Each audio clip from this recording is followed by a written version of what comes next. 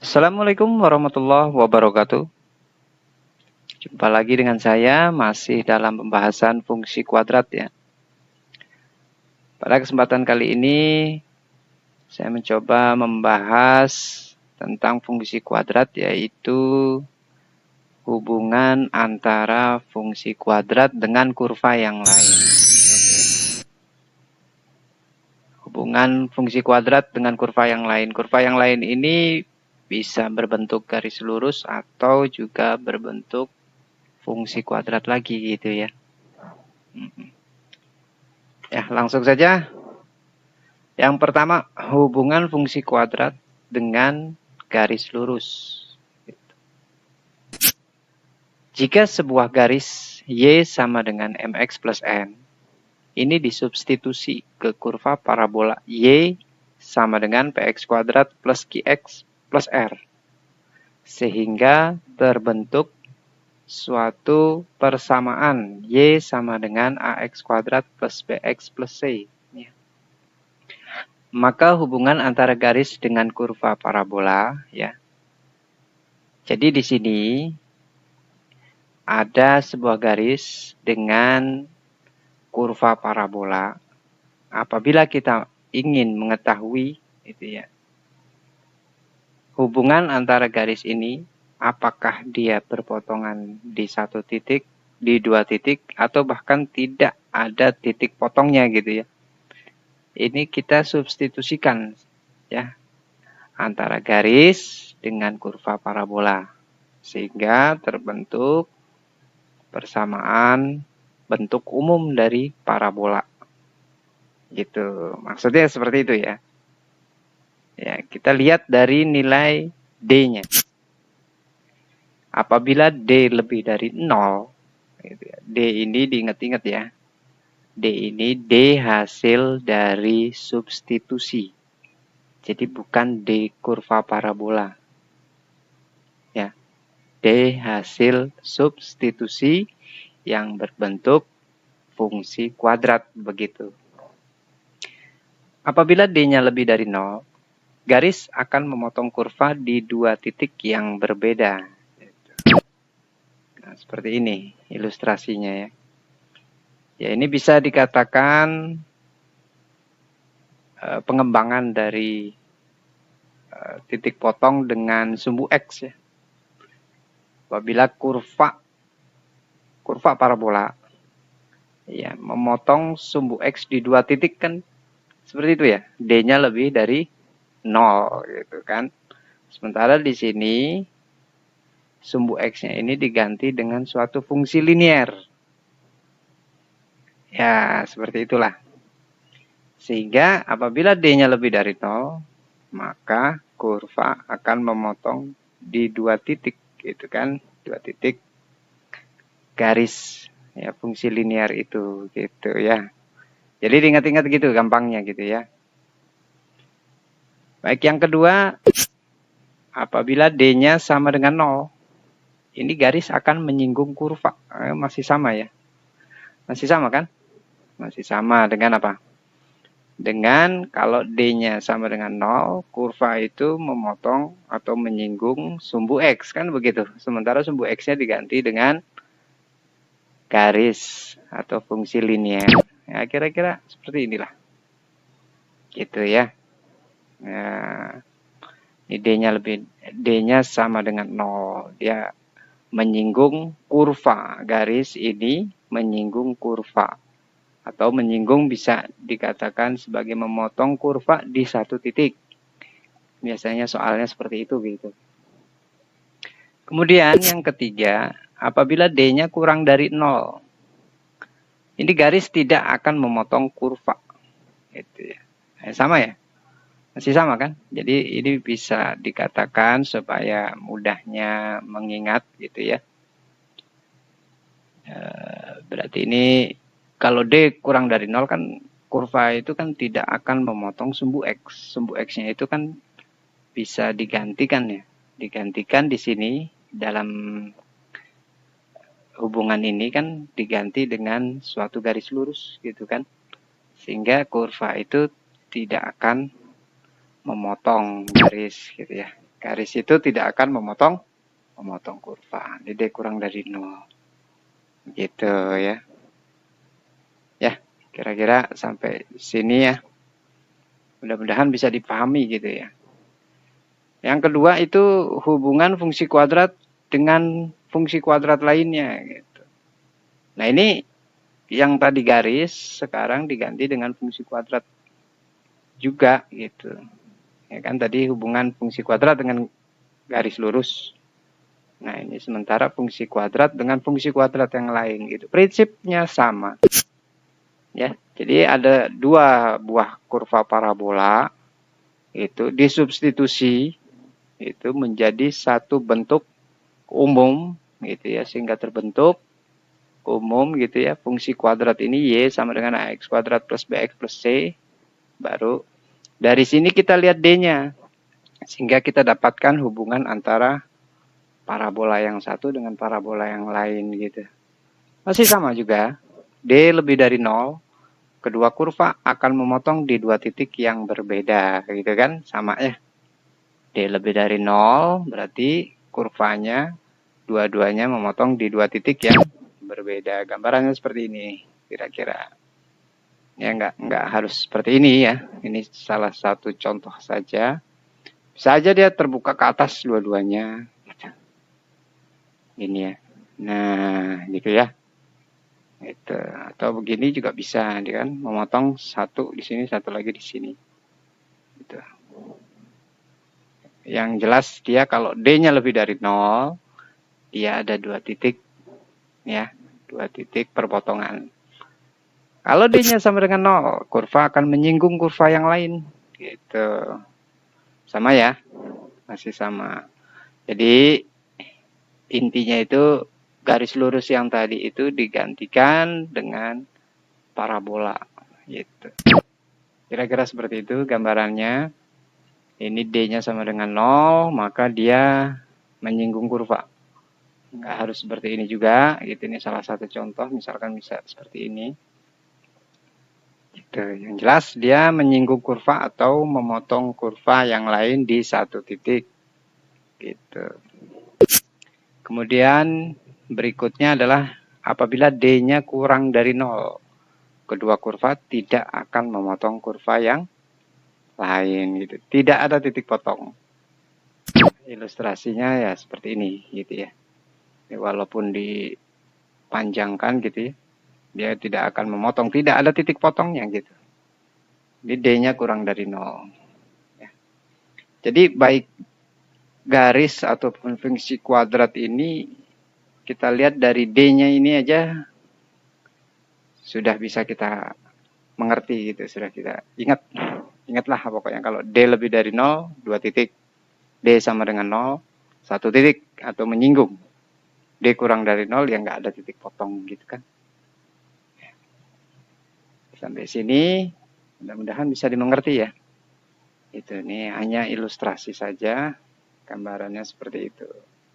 Mari kita lihat bagaimana sih menyelesaikan soal-soal seperti ini gitu ya. Ya, kita lihat contohnya, contoh soal nomor 1. Nah, ini saya ambil dari UMPTN tahun 97 ini. Sebuah garis Y sama dengan X plus N akan menyinggung parabola. Nah, ini menyinggung nih. Menyinggung itu ingat, kalau menyinggung ingat aja D-nya sama dengan 0. Menyinggung parabola Y. 2X kuadrat plus 3X min 5. Apabila nilai N-nya berapa gitu. Ya, jawab di sini.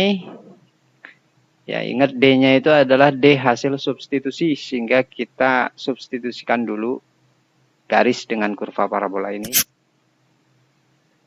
2x kuadrat plus 3x min 5 sama dengan x plus n gitu ya.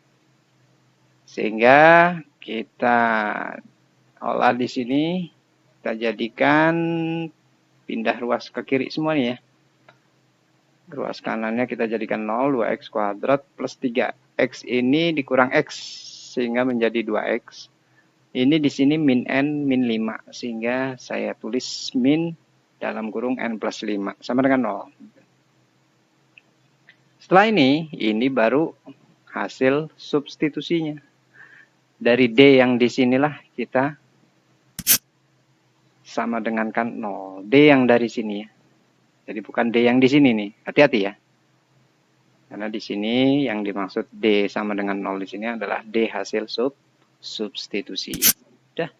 Dari sini kita lihat di sini B-nya adalah 2. 2 kuadrat berarti 4 ya. 4 plus 4 bukan min ya. Min 4. Min 4 kali 2 kali min lagi nih. C-nya min N plus 5. Di sini min kali min di sini jadi plus. Ya, awalnya begitu ya. Jadi min 4 kali 2 kali min N plus 5 ini jadi plus 4 kali 2 kali N plus 5 sama dengan 0. Ini bisa kita bagi 4. Kita sederhanakan bagi dengan 4. 2 kuadrat bagi 4 1.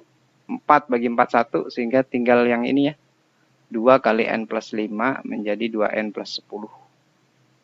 Nah, dari sini kita dapat 2N sama dengan min 11. Didapat N-nya min 11 per 2. Yang mana nih? Yang D. Ya, kira-kira seperti itu. Kita lihat contoh lain. Yang nomor 2. Saya ambil dari UMPTN tahun 92 nih. Grafik 2X plus Y sama dengan A. Ini grafik garis lurus ya akan memotong grafik parabola ini di 2 titik. Nah, ini di 2 titik berarti D-nya lebih dari 0. Gitu ya. Jika A-nya, bagaimana A-nya gitu ya. Ya, ini kita buat menjadi Y sama dengan dulu ya. Y sama dengan min 2X plus A, betul. Ini juga kita jadikan Y sama dengan 4X kuadrat. Baru kita substitusikan 4X kuadrat sama dengan min 2X plus A. Kita buat ruas kanannya jadi 0. Jadi sehingga 4X kuadrat plus 2X minus A sama dengan 0. Nah, ini baru hasil substitusi ya. Baru kita lihat D-nya harus lebih dari 0. Ini pertidaksamaannya gitu ya. Penyelesaiannya cukup dari D ini aja. Ya, karena di sini keterangannya hanya memotong di 2 titik gitu ya. D-nya di sini adalah B kuadrat 2 kuadrat 4 min 4 kali 4 min 4A. A-nya itu 4. C-nya minus A. Lebih dari 0. Gitu. Jadi saya bagi 4 bisa 1 plus. Ini kan habisnya. Tinggal 1 ya. Plus 4A lebih dari 0. Sehingga didapat nilai 4A-nya itu lebih dari min 1. Dibagi 4 ya. Tandanya tetap ya. Kalau dibagi bilangan positif tandanya tetap. Sehingga A lebih dari min 1 per 4. Yang ini dong ya. Gitu. Baik. Bisa dimengerti ya sampai sini ya. Kita ambil contoh yang ketiga. Ya, ini saya ambil dari UMPTN tahun 95. Supaya grafik fungsi kuadrat ini ya seluruhnya di atas grafik fungsi kuadrat yang lain gitu ya. Nah, ini kata-katanya. Di sini ada seluruhnya di atas gitu. Seluruhnya di atas. Maka nilai M haruslah berapa gitu. Ya, di sini soalnya mengatakan seluruhnya di atas. Coba kita review ulang ya. Apabila parabola seluruhnya di atas sumbu X, maka syarat pertama itu D-nya pasti kurang dari 0. Itu syarat yang pertama. Tapi karena di sini seluruhnya di atas, berarti ada A. Peran A lagi ya. Di sini. Lain kalau kata-katanya seperti ini. Supaya grafik fungsi kuadrat ini ya tidak memotong grafik fungsi kuadrat yang ini. Beda ya. Beda ya. Beda gitu kan. Kalau hanya kata-katanya tidak memotong gitu. Kita hanya perlu nilai D tanpa A. Tapi kalau seluruhnya berada di atas grafik itu berarti ada peran A-nya di sini. A-nya haruslah positif gitu. Ya ingat-ingat dari sumbu X, kalau grafik parabola seluruhnya di atas sumbu X ya pasti kurvanya terbukanya ke atas gitu kan. Kalau kurva parabola terbuka ke atas itu pasti A-nya lah positif. D-nya negatif gitu ya.